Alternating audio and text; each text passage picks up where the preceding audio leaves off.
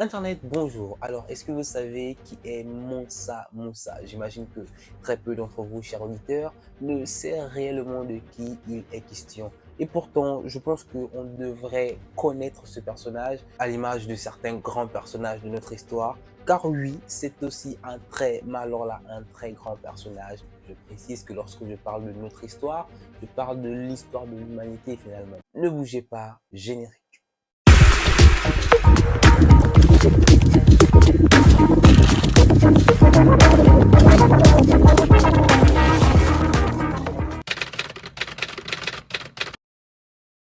Alors j'imagine que la plupart d'entre vous connaissent son métier, Soundiata Keïta, ce héros légendaire qui a bercé notre enfance, la mienne en tout cas. Soundiata Keïta a régné sur l'Empire du Mali pendant de nombreuses années. Pour ceux qui n'ont pas une idée de ce qu'est l'Empire du Mali, je vous mets une petite image.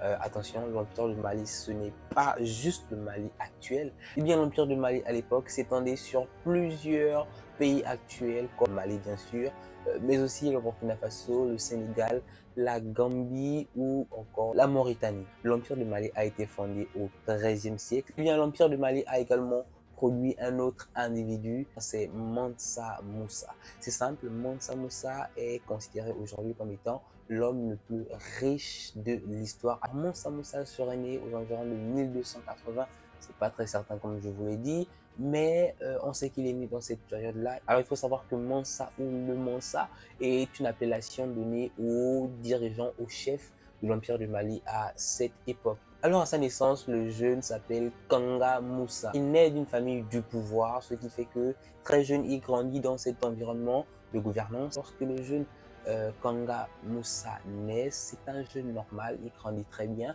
mais assez vite, il est appelé aux responsabilités. À la même époque, il y a toute forme de croyance sur la Terre, sur est-ce que la Terre est limitée, est-ce qu'il y a une fin, est-ce que si on va au bout, on va tomber quelque part. Et de nombreuses expéditions de l'Empire du Mali se sont lancées vers la découverte de ces nouvelles terres qui existeraient selon eux. Et c'est dans ce contexte que le Mansa de l'époque était tellement convaincu qu'il y avait des terres, parce qu'il avait reçu des retours de plusieurs expéditions, qui lui avait fait part d'éventuelles terres vues au loin. Alors le Mansa de l'époque s'est dit, pourquoi pas partir lui-même sur les lieux et pour découvrir cela.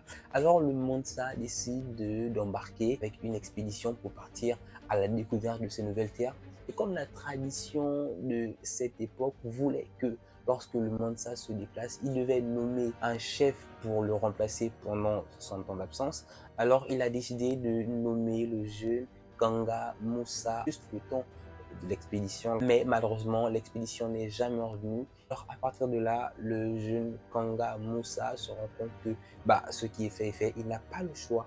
Il est officiellement désigné Mansa Moussa est donc le nouveau chef de l'Empire du Mali. Alors à partir de là, tout va très vite. À cette époque, l'Empire du Mali est l'un des empires où l'or est très abondant. C'est la richesse principale de l'Empire du Mali à cette époque. La plupart de ces richesses appartiennent tout d'abord au chef et au roi de l'Empire. C'est ainsi que Mansa Moussa va commencer réellement à s'enrichir avec tout cet or. Mais la chose qui va réellement révéler Mansa Moussa au jour du monde, c'est un pèlerinage qu'il effectuera à la Mecque. Et que par rapport à son voyage, Mansa Moussa va mettre un gros coup de pression à tous les autres chefs des autres empires. Il a dû traverser de l'Empire du Mali jusqu'en Arabie Saoudite pour son pèlerinage. Et sur la route, il était accompagné de, tenez-vous bien, de plus de 60 000 hommes. Il y aurait environ 80 à 100 dromadaires qui portent sur eux environ 30 à 40 livres d'or. Et à ces 60 000 personnes et centaines de dromadaires s'ajoutent environ 12 000 serviteurs et esclaves. Ils étaient là pour le servir pendant son pèlerinage. Le mec, il se balade avec le Stade de France tout entier, rien que pour son pèlerinage. Et c'est de là que Mansa Moussa a commencé à vraiment faire parler de lui. On raconte qu'au cours de son pèlerinage, il construisait des mosquées tous les vendredis. Puisqu'il arrive à la Mecque, eh bien tout le monde est stupéfait par la richesse du type. Et rappelez-vous qu'il est passé par le Caire en Égypte et on y raconte qu'il a tellement fait des dons en or, il en avait tellement que les gens étaient limite choqués par autant de quantité d'or possédée par un individu. Et on y raconte même qu'il a tellement distribué de l'or qu'il a déprécié la valeur de l'or. Ainsi, ce serait une des plus fortes dépréciations de l'or.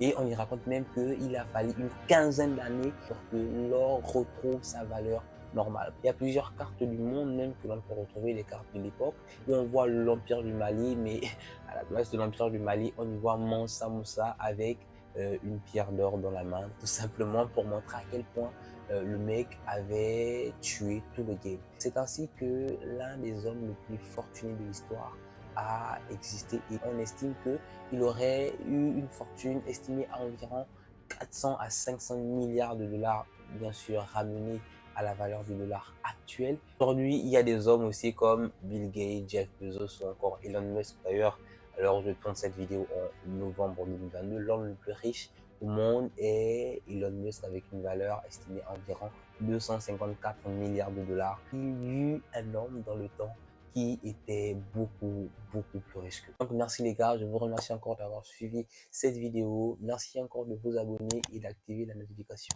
pour ne rater aucune de mes prochaines vidéos. Je fais énormément de recherches pour vous fournir un contenu de qualité. Et donc vraiment, désolé si parfois je poste un peu tard. N'hésitez pas à me lâcher un pouce bleu, ça fait toujours plaisir la famille. Donc merci, je vous dis à la prochaine pour la prochaine vidéo. Au revoir.